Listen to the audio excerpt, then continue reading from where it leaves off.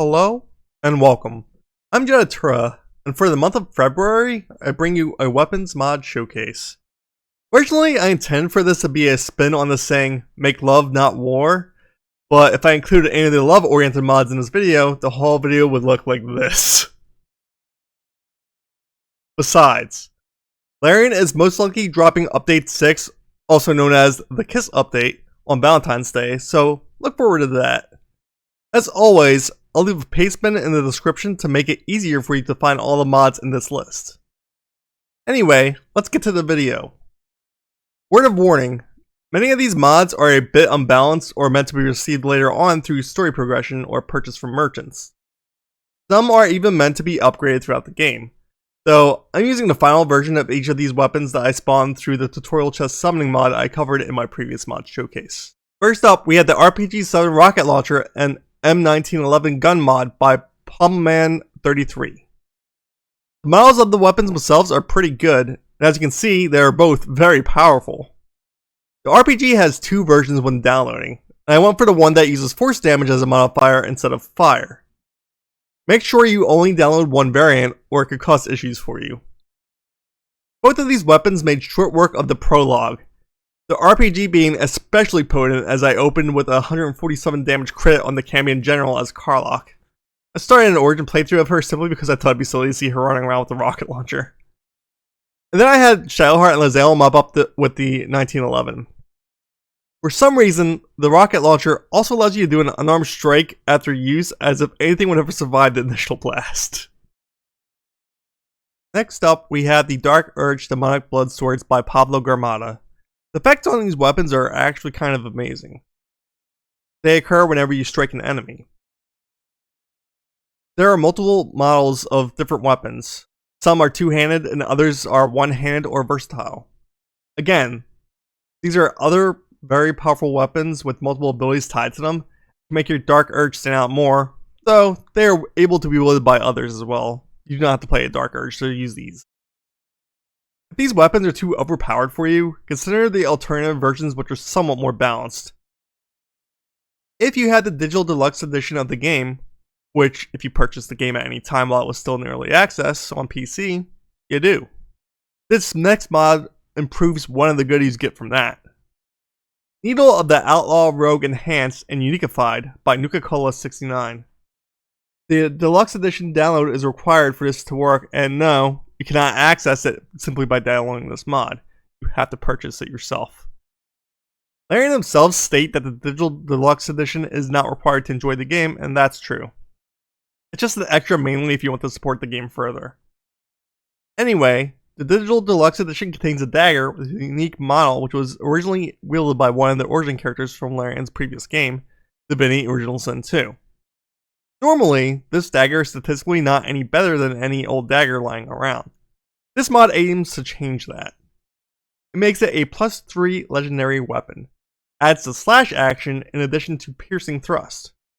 It can now also silence the target on hit for 2 turns if they fail a DC 15 Constitution saving throw, and there is a similar con save for the enemy which causes them bleed for 4 turns.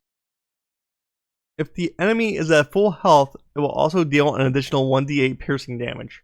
Very handy for rogues with high initiative. There are also 5 versions of the mod that changes the balance between them slightly. One of them will heal you for 1d6 without any consequence when you hit the enemy. Another will also heal you when you hit an enemy, but if you do not attack every turn, then your character can go mad. There's also a version which removes the healing entirely, changes the DC for the silence to a DC 12 instead of 15, which means the enemy can resist more often.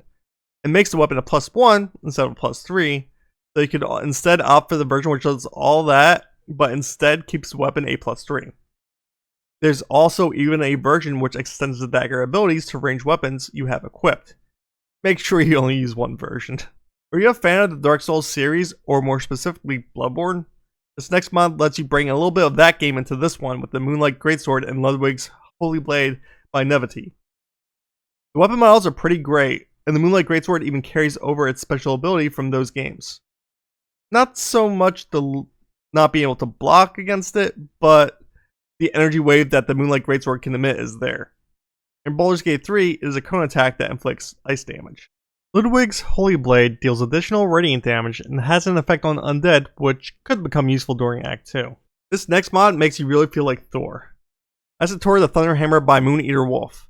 This is probably one of the more balanced weapons from the mods I downloaded, only being a +2 weapon, being comparable to the base game weapons. It is meant to be thrown, much like Mjolnir, and deals both thunder and lightning damage when thrown.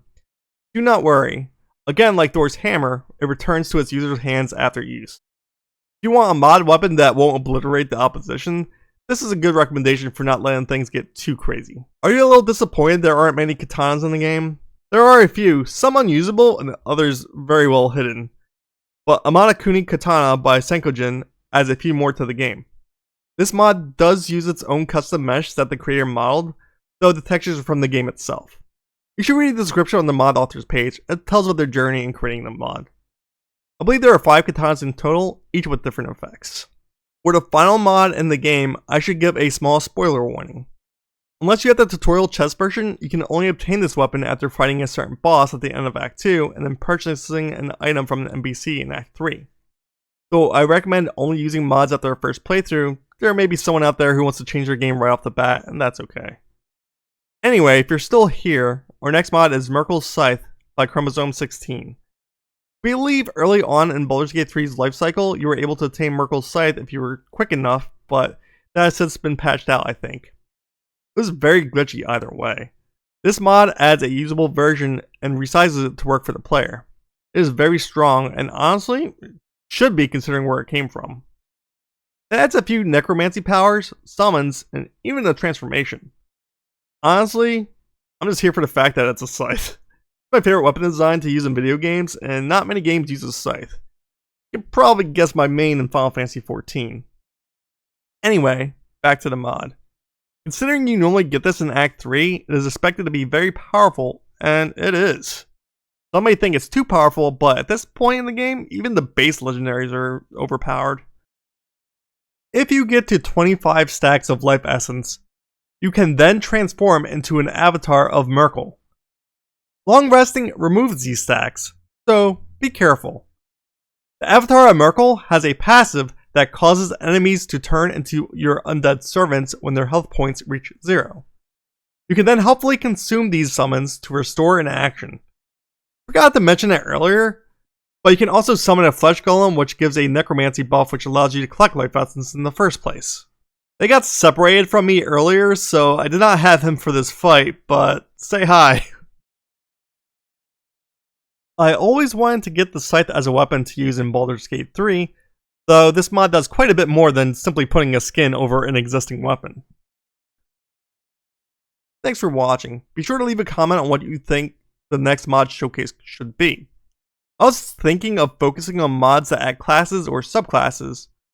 Also, I know some of these mods may break the immersion a little bit, but remember, it's always your choice what you choose to add. As someone who almost has 1,000 hours in this game, I like to add silly things occasionally to mix it up a little bit. If you enjoyed this video, like and subscribe if you want to see more. Anyway, take care and have a good one.